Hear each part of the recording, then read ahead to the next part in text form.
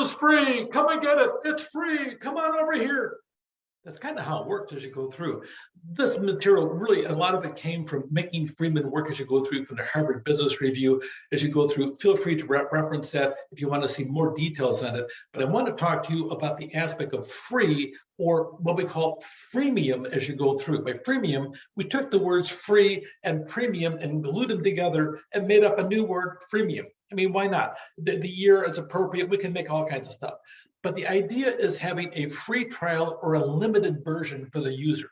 Between the two, you'll see a lot of them in the process. I have a freemium app on my own cell phone as you go through. So it's called Cozy. Cozy is a family calendar and a family list app, and we find it very handy. I have the free version, so I have the freemium version of Cozy. But what that means is I sacrifice a couple things.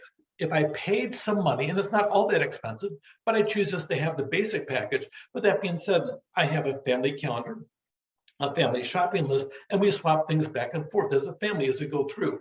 But if I want to sit down and have my calendar, if I want to have 2 reminders, or if I want to sit down and have my past year on my calendar, all the appointments I had, then I got to pay extra. That being said, as soon as the day is over with, like today's over with, I will not have access to the appointments I had today because of the fact that's part of my basic package. And I would sit down and have my limited version. All of a sudden, I had to pay more for a premium version to have access to that. Sometimes you have a free trial as you go through. A free trial, for instance, when Disney Plus first came out, you too can have a free month. You can have a free week as you go through for Disney Plus.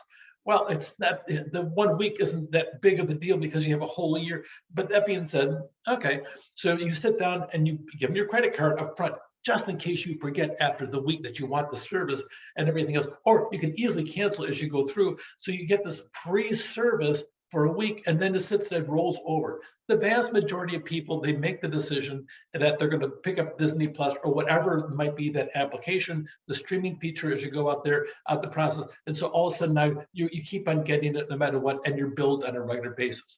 A lot of the shows did that. LinkedIn did that as you go through. Dropbox did it.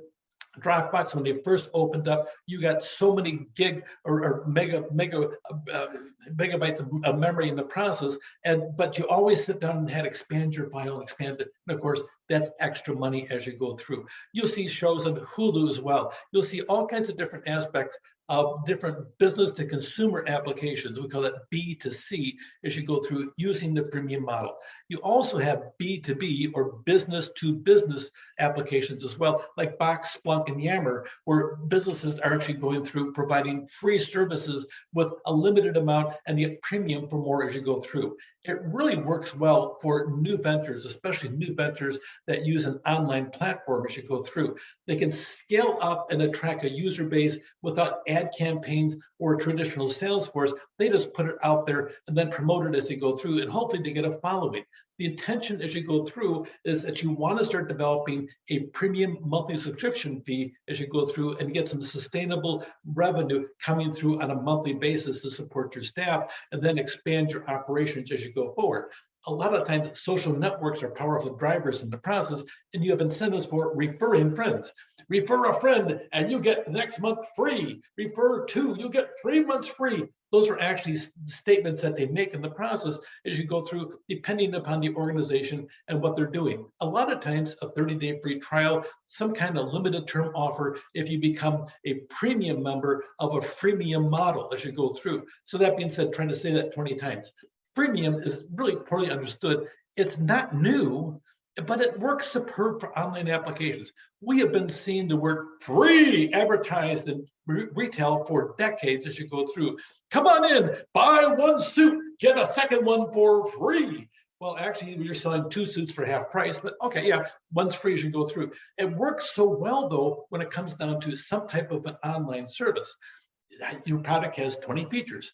You give away 5 for free. So the 5 free, kind of like my Cozy application as you go through the process. So all of a sudden now, you sit down and say, these five are really good. But you want to have them posting out there saying, oh, this is really good. And then I'm going to try the premium service. And then they tell everybody else, users want to pay for the other 15. How do you do that? Give them something for free, let them experience the content and the joy of your product or your service, and then they'll sit down and make the right choices and subscribe to the other ones and invite their friends as you go through as well. So the purpose of freemium is to attract new users and to sit down there and provide a good experience for your current free users on their freemium model and to move them into the free premium model as you go through.